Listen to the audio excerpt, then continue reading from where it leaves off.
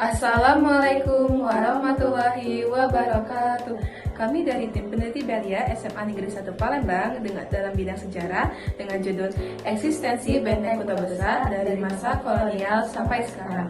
Sebelum itu, perkenalkan, nama saya Fahrial Tami dan saya Hadijah Rosalina Putri Kudair Pangaribuan. Baiklah, hari ini kami akan mempresentasikan hasil penelitian kami. Jadi, hal yang melatar belakangi penelitian kami adalah bahwa peneliti menemukan kalau BKB ini adalah satu-satunya benteng di Indonesia yang dibangun oleh pribumi tanpa campur tangan dari bangsa lain seperti Belanda ataupun Inggris.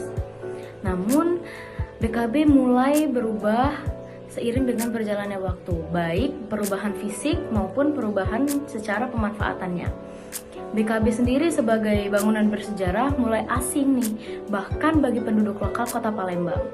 Selanjutnya, rumusan masalah yang akan kami teliti pada penelitian ini adalah bagaimana perkembangan benteng Kota Besar dari masa kolonial hingga sekarang. Adapun studi pustaka yang akan kami jelaskan mengenai penelitian kami, yang pertama adalah Benteng Kota Besar. Benteng Kota Besar pertama kali digagaskan oleh Sultan Mahmud Badarudin I yang saat itu masih berkuasa di Kesultanan Palembang Darussalam. Lalu dia juga mulai dibangun pada tahun 1780. Namun pembangunan Benteng Kota Besar ini belum selesai, bahkan sampai Sultan Mahmud Badarudin I meninggal dunia. Namun pembangunan ini dilanjutkan oleh penerusnya, yaitu Sultan Mahmud Bahaudin. Yang kedua adalah mengenai kota Palembang. Sebagai kota tertua di Indonesia, Palembang tentu saja memiliki sejarah yang sangat panjang sejak masa kerajaan Sriwijaya sampai ke era Kesultanan Palembang Darussalam. Pada tahun 1780, Sultan Mahmud Badarudin I mengawali pembangunan Benteng Kota Besar dan kemudian dilanjutkan oleh cucunya, yaitu Sultan Mahmud Bahaudin. Lalu Benteng Kota Besar juga menjadi simbol kekuatan, juga pertahanan, dan sebagai pusat pemerintahan pada masa Kesultanan Palembang Darussalam. Yang ketiga adalah masa kolonial. Pada masa kolonial, Belanda sudah beberapa kali mencoba untuk menyerang Kesultanan Palembang Darussalam yang saat itu berada di Keraton Kota Besar.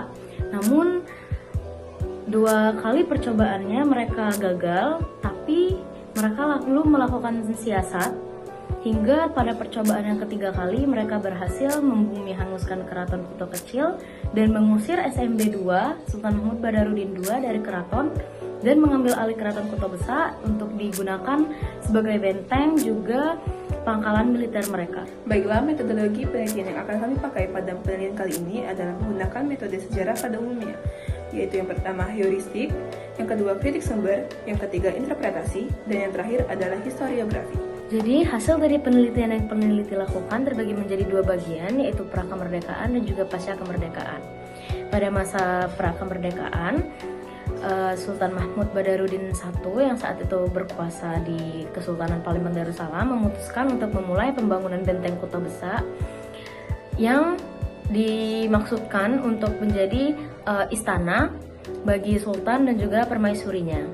Maka dari itu, Benteng Kota Besar ini awalnya dikenal dengan nama Keraton Kota Besar.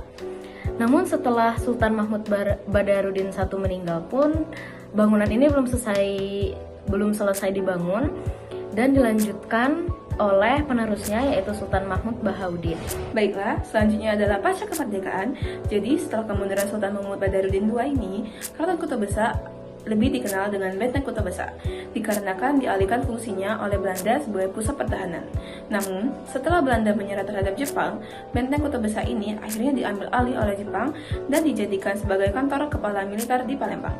Dan sekarang, Benteng Kota Besar ini telah dijadikan sebagai kantor kesehatan daerah militer Kodam II Sriwijaya dan tidak dapat diakses secara luas oleh masyarakat sekitar. Baiklah, berdasarkan penelitian yang telah peneliti lakukan, ialah peneliti berkesimpulan bahwa pada masa pra-kemerdekaan, Benteng Kota Besar dipergunakan oleh Kesultanan Palembang sebagai istana atau tempat kediaman Sultan pada masa itu. Sedangkan pasca kemerdekaan, Benteng Kota Besar ini dialihkan fungsinya sebagai kantor kesehatan Komando Daerah Militer Kodam II Sriwijaya dan tidak dapat diakses oleh masyarakat luas tanpa izin dari pemerintahan. Mohon maaf apabila ada salah kata dan kepada Allah kami mohon ampun. Wabillahi taufiq wal hidayah. Wassalamualaikum warahmatullahi wabarakatuh.